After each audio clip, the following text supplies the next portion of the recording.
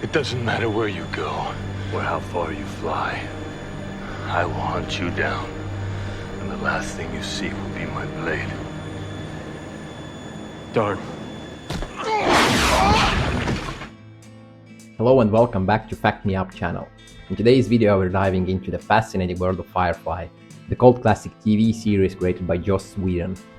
Although it was short-lived, Firefly has left a lasting impact on fans and the sci-fi genre, and in this video we'll uncover 10 amazing facts about the show that every brown coat should know.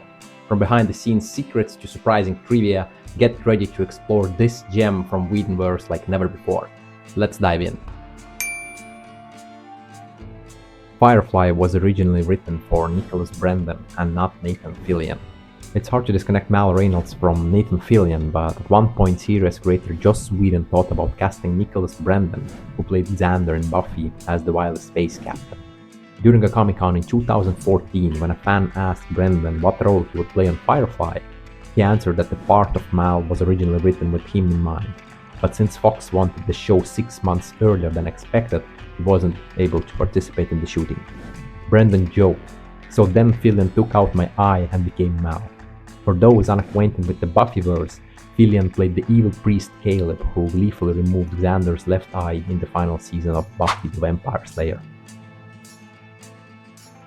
Joss Whedon actually intended the show to have run for 7 seasons in total.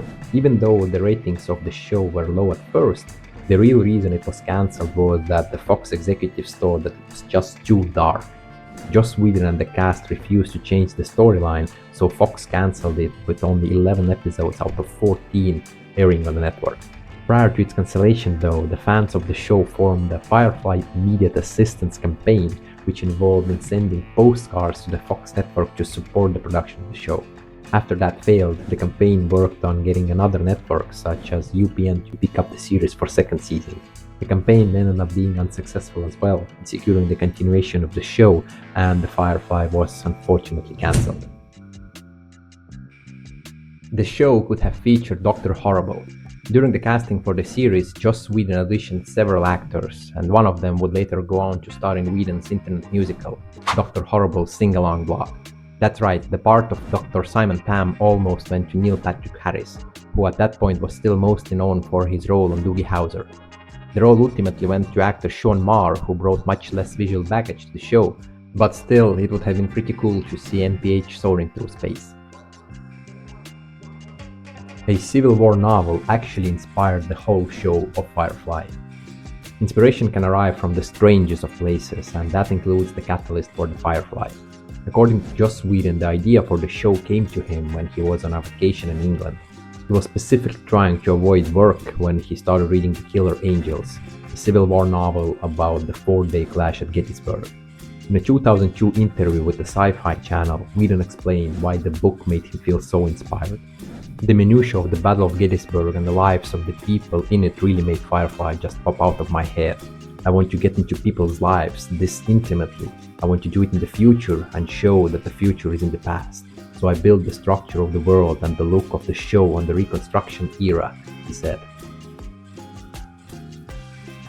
You never know when a cuddle might break out on a film set, especially when it's for a scene between Firefly's resident lovebirds Wash and Zoe. During a 2015 Firefly reunion, Tadek and Torres told the story of how they wound up in bed together for real. One day, while waiting for the film crew to shoot the love scene between the couple, Tadek decided to take a nap. As it turned out, Torres had the same idea. "We got into bed and sort of spooned and snuggled and talked about our day and chilled out," Torres told Vulture. When the crew said they were ready to shoot the actual scene, Torres jokingly replied, "No, we're good, thank you." It's not unusual for costumes or props from one film production to be used on another, but it has to be mentioned that the Space Marine outfits from 1997 science fiction movie Starship Troopers are the exact same costumes worn by the Alliance troops in Firefly's episode Train Job. According to some eagle-eyed viewers, there are still some pieces of the purple painted costumes that are covered in blood from the box in Starship Troopers. You can thank 1939 movie Stagecoach for the multitude of characters on Firefly. Joss Whedon's initial plans for Firefly were to make it a bare-bones western/science fiction series about a small ensemble of bandits, but then he watched Stagecoach, the 1939 western directed by John Ford. The film follows 9 characters as they trek through the Southwest to find a new home. Whedon liked the idea and concept so much that he applied it to his show. Whedon mirrored the cast of Firefly on the characters from Stagecoach right down to the jobs, but the character parallels weren't just fixed to the main cast. He even took the Apaches, the main threat of the show, and changed them to Reavers, a diabolical group of space cannibals. The Alliance's full title is Anglo-Sino Alliance. Joss Whedon intended for it to be the merger of USA and China, the last of the world's superpowers. That's why many characters sometimes speak Chinese, and the Alliance flag that is seen in the original pilot is a blending of the United States and Chinese national flags. Alan Tudyk admitted that whenever his character Wash got an order on the bridge, he would always flip the same 3 switches over his head, no matter what he was told to do.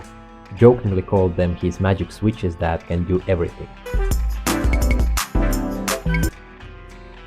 If anything went wrong on set, Nathan Fillion and the rest of the cast blamed Summer Glau. On the set of Firefly, Summer Glau was reportedly really serious about her role. She memorized her lines and rarely made a mistake, but the first time she messed up a major line, Nathan Fillion turned the blunder into an on-set tradition. At the Phoenix Comic-Con in 2015, Glau explained that when she forgot one of her lines, Fillion would scream "Summer," and that caught on like wildfire. It wasn't long before everyone on set was screaming "Summer" anytime something went wrong.